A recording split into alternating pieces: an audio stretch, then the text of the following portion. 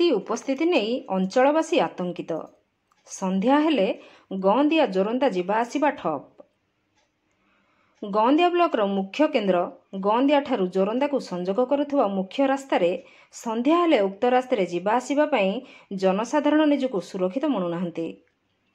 यार प्रमुख कारण हेउची हाथीर उपस्थिति।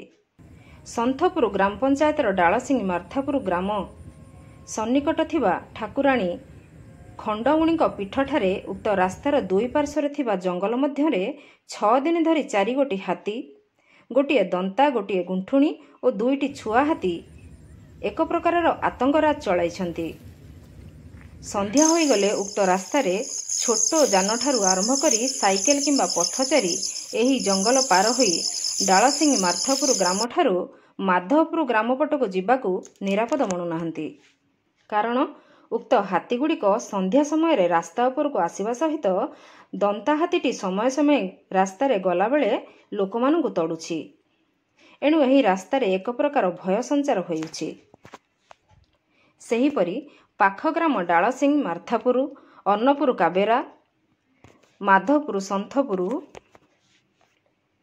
अरुहा चिरुलेई, कांगालुंडा, महुलखहली आदि ग्रामर चाषी मानक मध्यरे पड़िछि भाळेणी।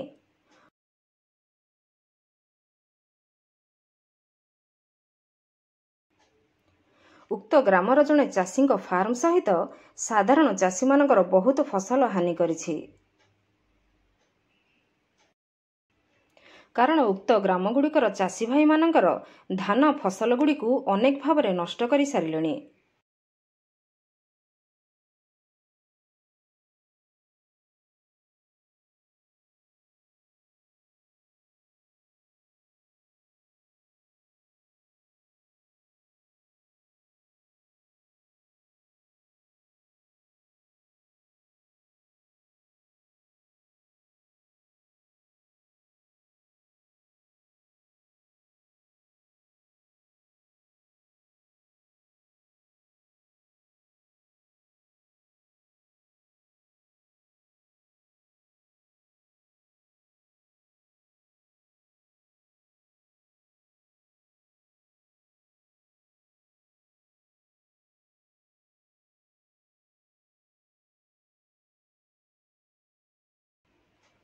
उक्त ग्राम्य जंगलटी षडंगी रेंज अधीनर 3 गोटी फरेस्टर सेक्शन अधीन अंतर्भुक्त।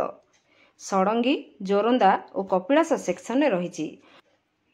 अनेक समय उक्त हाथी मानक तड़िबा पई वन विभाग कर्मचारी समस्यार सम्मुखीन होइथांती।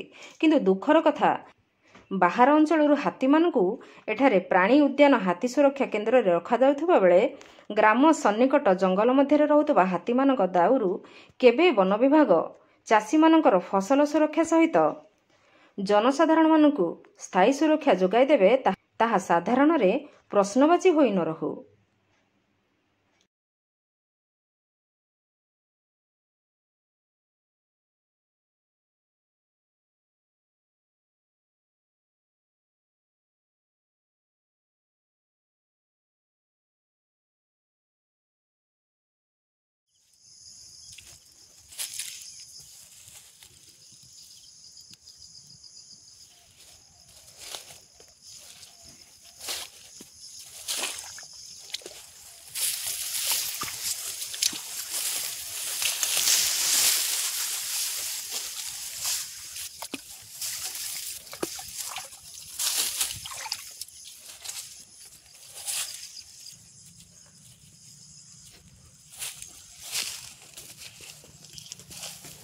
ढेंकानाळରୁ ସୌମ୍ୟରଞ୍ଜନ ମହାନ୍ତିଙ୍କ रिपोर्ट, नागराज न्यूज।